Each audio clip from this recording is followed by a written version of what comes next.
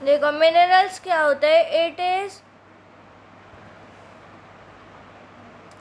Minerals क्या होता है, मिनरल्स मतलब होता है वाटर, ठीक है। It is an organic substances required by the body to the perform various functions including the formation of the bones and teeth regarding of the muscle function. इसका अर्थ यह है, इसका मतलब यह है कि ये एक तरीके से ऑर्गेनिक सब्सटेंस है जो रिक्वायर्ड करता है, रिक्वायर्ड मतलब होता है ज़रूरी, by the body to perform various function. अगर बॉडी में पानी नहीं होगा तो जितने भी फंक्शन कर रहा है, जैसे हार्ट का पंप करना या लंग्स जो काम करता है, किडनी करती है, या स्मॉल इंटेस्टाइन, लार्ज इंटेस्टाइन, ये जितने भी फंक्शन करते हैं बॉडी के, ये काम नहीं कर पाएंगे अगर पानी हम नहीं पिएंगे तो, ठीक है। And including the formation of the bones and tissue, bones and teeth. इसका फॉर्मेशन मतलब होता है बनना, ठीक है, बाय इंक्लूडिंग द मसल। अगर मसल स्ट्रॉन्ग करनी है तो आपको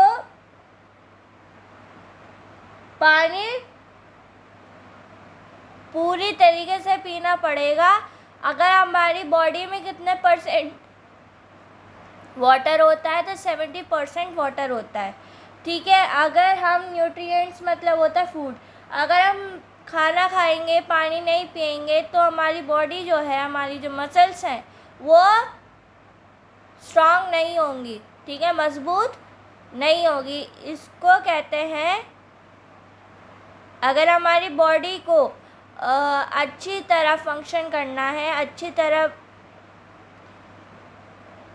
जैसे हमारी पूरी बॉडी में जो फंक्शंस होते हैं वो अच्छी तरह काम करे तो आपको पानी और खाना दोनों खाना पड़ेगा। मतलब खाना भी खाना पड़ेगा और पानी भी पीना पड़ेगा, तब जाके हमारी बॉडी अच्छी तरह काम करेगी, ठीक है। Minerals are categorized into 2 parts. Categorize मतलब होता है भागों में डिवाइड करना, ठीक है, यहाँ पे भी हमने पढ़ाया था, है ना। कैटेगराइज मतलब होता है पार्टों में डिवाइड करना, पार्ट्स में डिवाइड करना, है ना, ये आपको पता होना चाहिए। तो मिनरल्स आर कैटेगराइज, कैटेगराइज मतलब होता है पार्टों में डिवाइड करना, इनटू 2 पार्ट्स, 2 पार्टों में डिवाइड किया गया है। Micro minerals required in large amount, micro mineral जो होता है वो रिक्वायर्ड करता है लार्ज अमाउंट में, मतलब बड़े अमाउंट में रिक्वायर्ड करता है, ज़रूरी है। अब मिक्रो मिनरल जो होता है वो स्मॉल अमाउंट में ज़रूरी होता है, ठीक है। ये 2 भागों में इसको डिवाइड किया गया है, ठीक है। This point is cleared.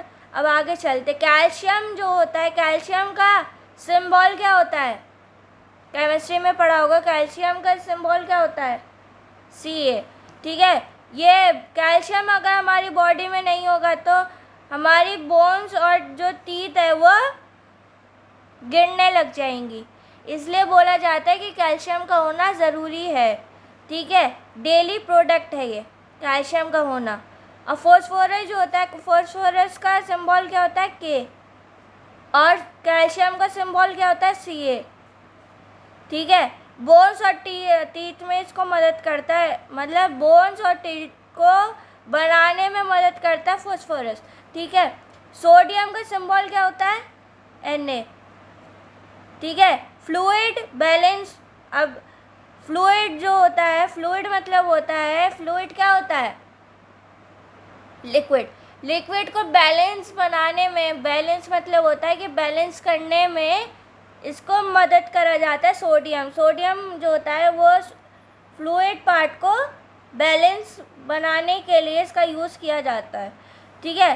Potassium जो होता है, पोटाशियम का सिंबल क्या होता है, देखो गलत कह दिया मैंने, फॉस्फोरस का P होता है और पोटाशियम का K होता है।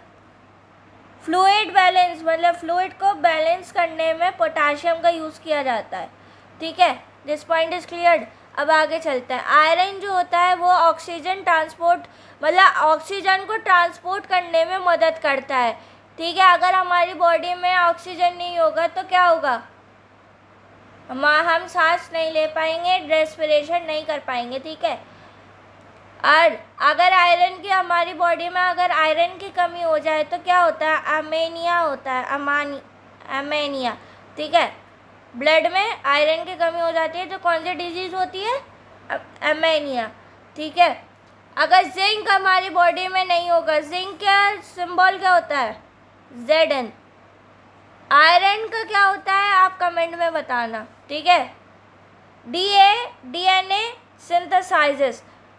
अब देखो जिंक का काम क्या होता है कि डीएनए का बनाना, ये जिंक का काम है।